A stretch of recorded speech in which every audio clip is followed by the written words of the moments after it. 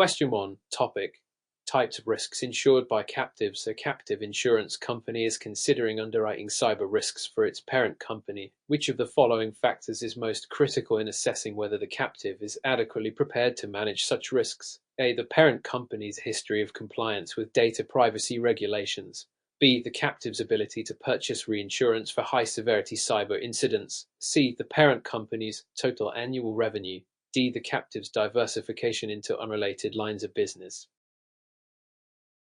Answer: B. The captive's ability to purchase reinsurance for high-severity cyber incidents. Explanation: A. Incorrect. While compliance history is relevant, it does not directly address the captive's ability to manage and underwrite cyber risks. B. Correct. Reinsurance is essential for managing the potentially high-severity, low-frequency nature of cyber risks, ensuring the captive's solvency and risk diversification. C. Incorrect. Total revenue of the parent company does not directly impact the captive's preparedness for underwriting specific risks. D. Incorrect. Diversification is generally a strength, but it does not specifically ensure preparedness for cyber risks. Relevant guidelines. Oklahoma captive insurers must evaluate reinsurance programs and risk retention to ensure solvency and effective risk transfer strategies. Question 2. Topic. Captive insurance operations. When setting premium rates for a captive insurance company, which of the following considerations is most aligned with regulatory compliance and sound actuarial principles? A. Using rates identical to those charged by commercial insurers in the same industry. B. Adjusting rates based solely on the captive's administrative expenses. C. Balancing expected claims costs, administrative costs, and investment income. D. Setting rates to maximize the parent company's tax benefits regardless of risk. Answer: C. Balancing expected claims costs, administrative costs, and investment income. Explanation: A. Incorrect. While market comparisons are useful, captive rates should reflect the specific risk profile of the parent company.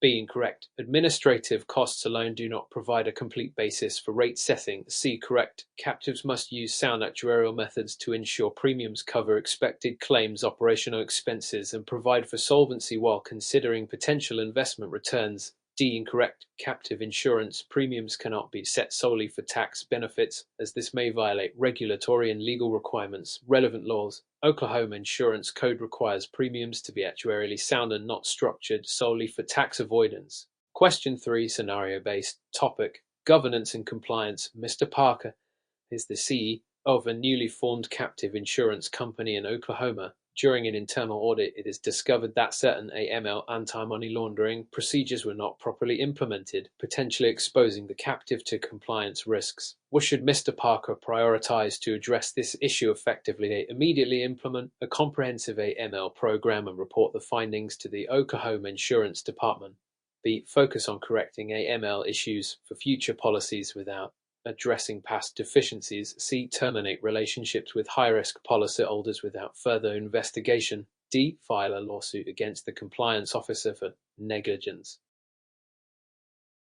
Answer: A. Immediately implement a comprehensive AML program and report the findings to the Oklahoma Insurance Department. Explanation: A. Correct. Implementing a comprehensive AML program and notifying regulators demonstrates accountability and ensures compliance with Oklahoma and federal laws.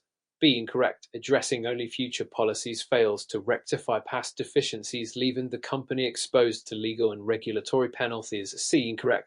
Termination of high-risk relationships alone does not address systemic compliance gaps. D. Incorrect. While accountability is important, lawsuits do not directly resolve compliance risks or restore regulatory trust. Relevant guidelines. Captive insurers in Oklahoma must comply with state and federal AML regulations, including implementing effective procedures and promptly addressing deficiencies. Question 4. Topic. Legal and regulatory framework. Under Oklahoma law, which of the following is a key requirement for licensing a captive insurance company? A. A minimum capital and surplus of $1 million, regardless of the risks insured. B. Proof of adequate reinsurance agreements prior to license approval. C. Demonstrating the economic benefit of the captive to the state of Oklahoma. D. Submission of a detailed business plan outlining operations and governance. Answer: D. Submission of a detailed business plan outlining operations and governance. Explanation: A. Incorrect. The required capital and surplus may vary based on the type of captive and risks insured.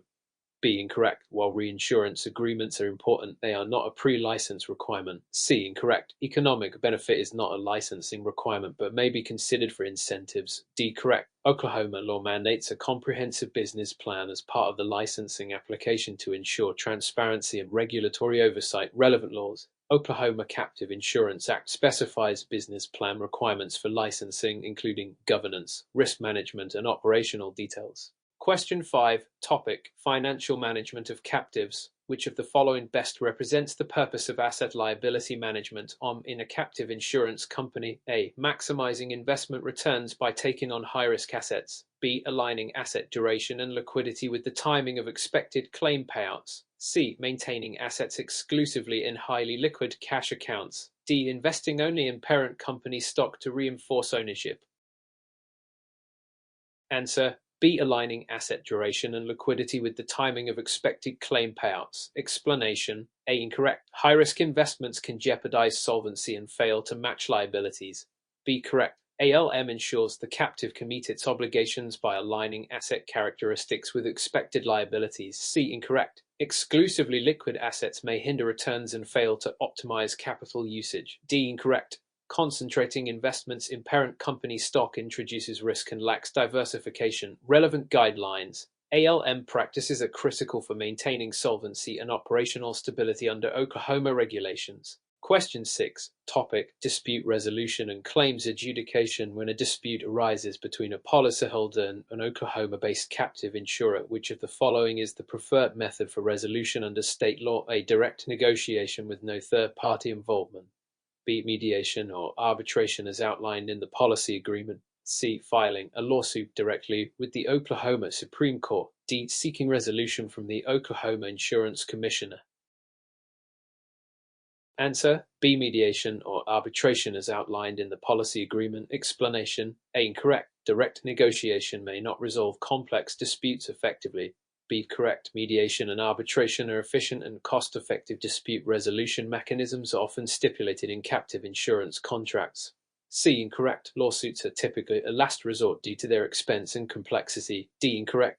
The Insurance Commissioner provides regulatory oversight but does not directly resolve individual claims disputes. Relevant guidelines. The Oklahoma Captive Insurance Act encourages alternative dispute resolution methods to streamline processes and reduce litigation costs. Question 7. Topic: Ethical and practical considerations. Which of the following best describes a key ethical responsibility of a captive insurer's board of directors? A. Ensuring that all policies maximize cost savings for the parent company. B. Acting in the best interests of policyholders, even if it conflicts with the parent company's interests. C. Delegating all decision-making to third-party administrators. D. Prioritizing investment returns over claims obligations.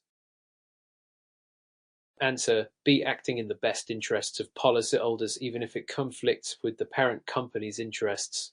Explanation: A. Incorrect. Cost savings cannot come at the expense of fiduciary responsibilities to policyholders. B. Correct. Directors must balance the interests of policyholders and stakeholders, ensuring ethical management and compliance with fiduciary duties. C. Incorrect. Delegating all decision-making undermines governance standards and accountability. D. Incorrect. Claims obligations must take precedence over profit motives. Relevant guidelines. Oklahoma law and corporate governance standards mandate that board members act in good faith and prioritize the fiduciary responsibilities of captive insurance companies. Question 8. Topic: Governance and compliance. Which of the following is the most effective way for an Oklahoma-based captive insurer to ensure compliance with anti-money laundering MA regulations? A. Conducting a one-time due diligence check during onboarding of new clients. B. Establishing a robust Know Your Customer (KIC) process and periodic reviews. C. Outsourcing compliance monitoring to a third-party vendor without oversight.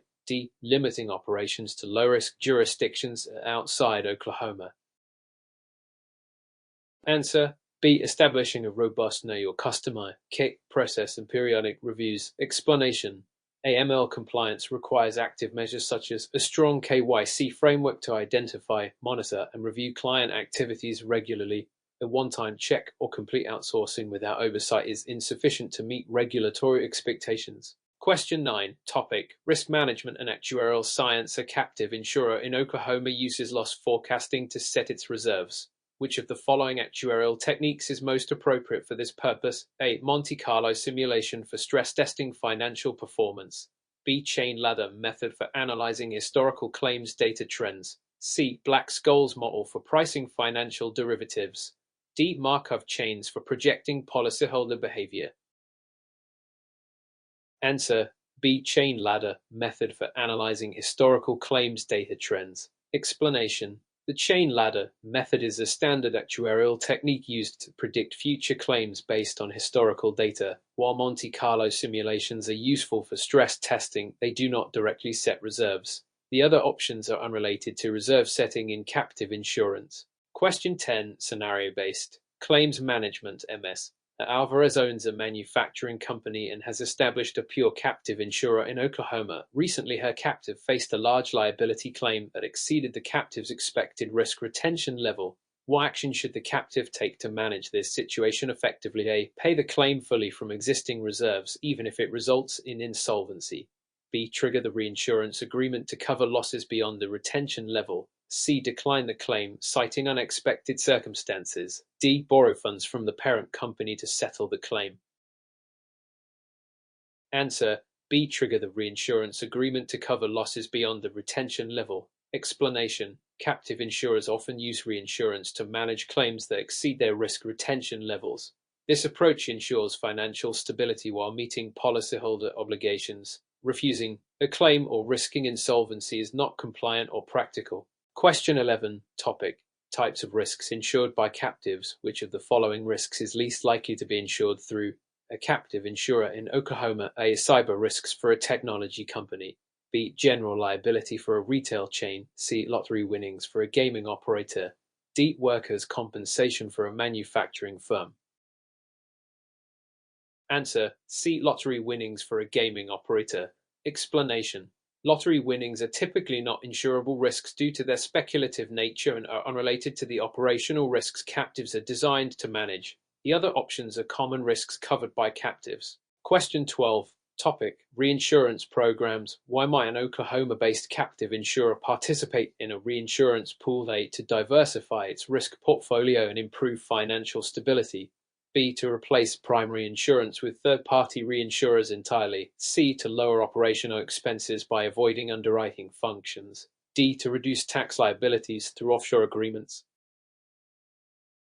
Answer: A. To diversify its risk portfolio and improve financial stability. Explanation: reinsurance pools allow captives to share risk among multiple entities, reducing exposure to large losses and enhancing financial security.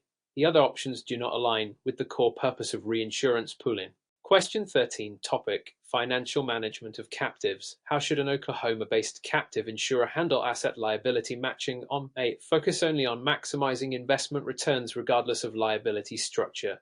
B. Match the duration and liquidity of assets with expected liabilities. C. Invest exclusively in low-risk government bonds. D. Rely solely on external financial advisors for all ALM decisions. Answer: B. Match the duration and liquidity of assets with expected liabilities. Explanation: ALM ensures that the captive's assets are structured to meet liability obligations as they can do. Ignoring liability structure or relying exclusively on advisors can expose the captive to unnecessary risks. Question 14, topic: legal and regulatory framework. Under the Oklahoma Captive Insurance Act, how often must a captive insurer submit its financial statements to the Oklahoma Department of Insurance? A. Monthly. B. Quarterly. C. Annually. D. Biannually. Answer: C. Annually. Explanation: the Oklahoma Captive Insurance Act mandates that captives file annual financial statements to ensure regulatory compliance and transparency. Quarterly or biannual reporting is not typically required unless specified. Question 15, topic: ethical and practical considerations. A board member of an Oklahoma-based captive insurer is also a shareholder in a key client of the captive. How should this potential conflict of interest be addressed? A. Permit the board member to participate in discussions about the client's policies. B. Require the board member to abstain from decisions involving the client. C. Dismiss the board member immediately to avoid any risk. D. Disclose the relationship publicly without further action. Answer: B. Require the board member to abstain from decisions involving the client. Explanation: Ethical governance standards require abstention in cases of potential conflicts of interest to maintain objectivity. Immediate dismissal or insufficient action may violate governance best practices. Question 16. Topic: Captive insurance operations. What is the primary goal of setting appropriate retention levels in an Oklahoma captive insurance program? A. To minimize premium costs for the captive's parent company. B. To balance risk retention with reinsurance cost effectiveness. C. To ensure all potential claims are fully self-insured. D. To comply with mandatory state retention requirements.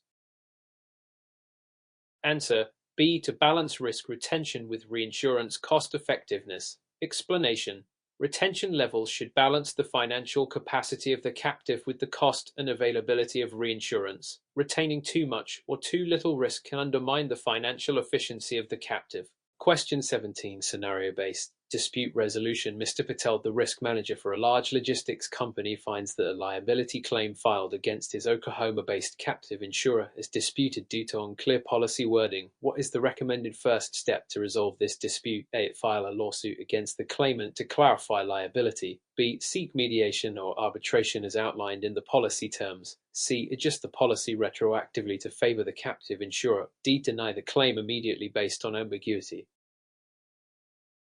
Correct answer: B. Seek mediation or arbitration as outlined in the policy terms. Explanation: dispute resolution mechanisms like mediation and arbitration, often specified in policy agreements, provide an efficient way to address conflicts. Lawsuits or retroactive adjustments are generally discouraged and may violate contractual obligations. Question 18. Topic: International captive practices. What is one challenge Oklahoma-based captives may face when complying with international tax regulations like BEPS base erosion and profit shifting? A. Aligning domestic tax rates with global averages. B. Reporting on transfer pricing for intercompany transactions. C. Establishing offshore subsidiaries for tax purposes. D. Avoiding tax incentives provided by Oklahoma. Answer: B. Reporting on transfer pricing for intercompany transactions. Explanation: international regulations like BEPS emphasize accurate transfer pricing and reporting for transactions within multinational entities. This ensures fair taxation and reduces profit shifting to low-tax jurisdictions. Question 19. Topic: Risk financing. What is the primary purpose of risk retention in the operations of an Oklahoma-based captive insurer? A. To reduce administrative costs associated with third-party insurers. B. To assume risks that align with the parent company's financial capabilities. C. To avoid the use of reinsurance entirely. D. To comply with mandatory risk retention limits imposed by Oklahoma law.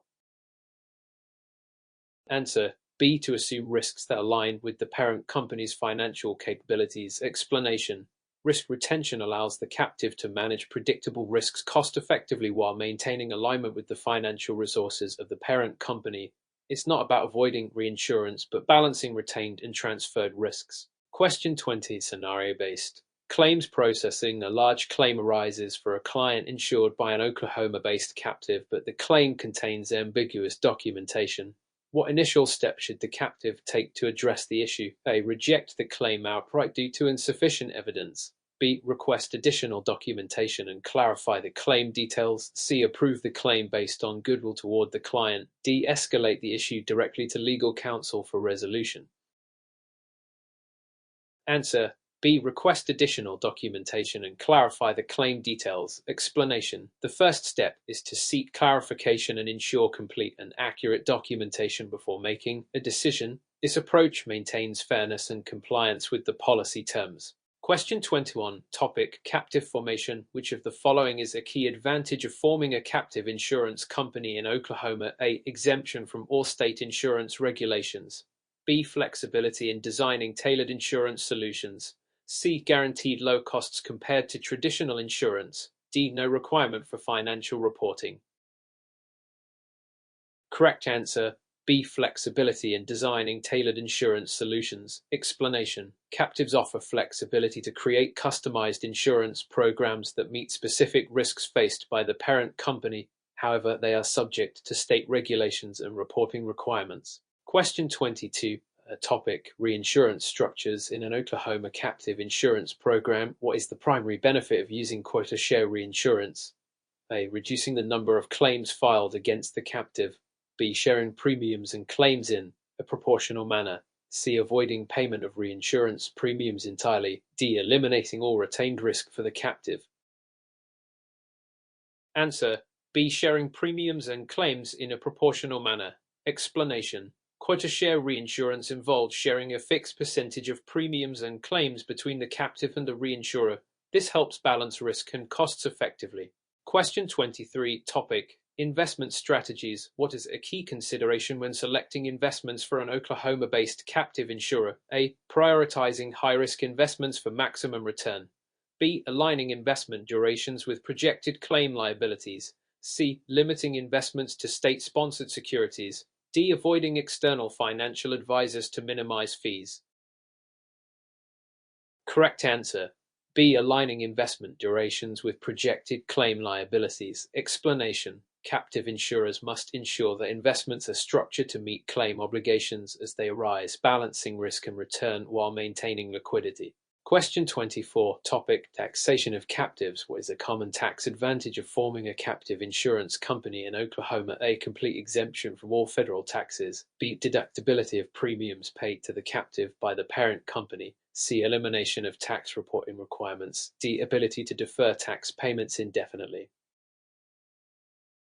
Answer: B. Deductibility of premiums paid to the captive by the parent company. Explanation: Premiums paid to a captive can often be tax deductible provided the captive meets certain criteria as a legitimate insurance entity. Federal taxes and reporting obligations still apply.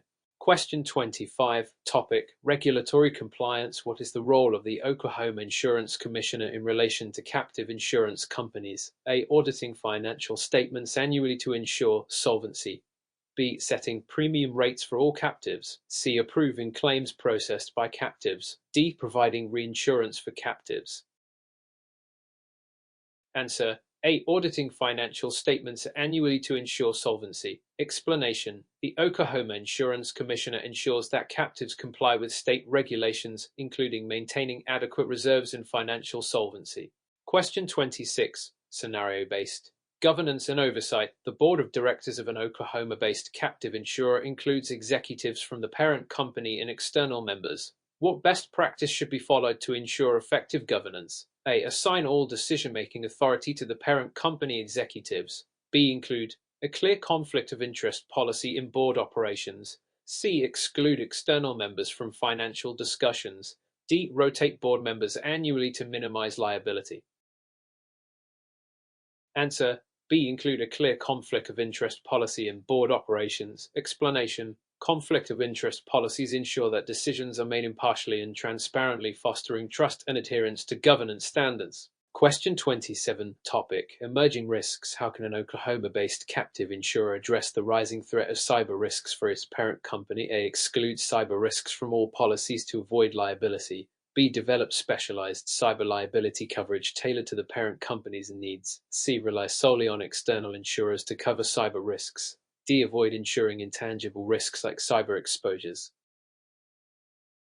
Answer: B. Develop specialized cyber liability coverage tailored to the parent company's needs. Explanation: Captives are well suited to address emerging risks like cyber liability by offering customized coverage that aligns with the parent company's specific exposures. Question 28. Topic: Operational efficiency. What is one way an Oklahoma-based captive can enhance operational efficiency? A. Automating claims processing and underwriting workflows. B. Reducing reserve levels to free up capital for investments. C. Relying solely on manual processes for claims and administration. D. Limiting communication with regulatory bodies to once per year.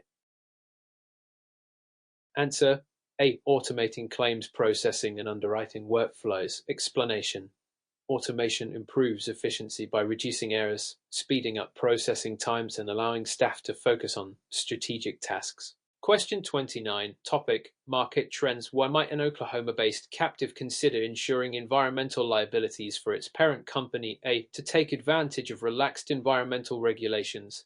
B. To address increasing regulatory and public scrutiny of environmental practices. C. To reduce the captive solvency requirements. D. To avoid paying claims related to pollution incidents. Answer: B. To address increasing regulatory and public scrutiny of environmental practices.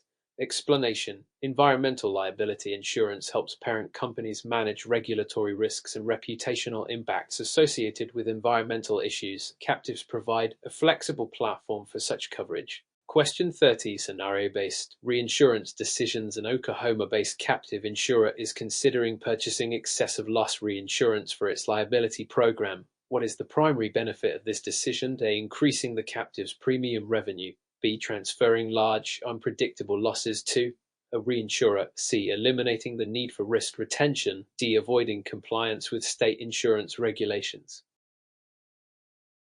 Answer: B. Transferring large, unpredictable losses to reinsurer. Explanation: excessive loss reinsurance protects captives from significant unexpected losses by capping their exposure above a certain threshold. This strategy ensures financial stability.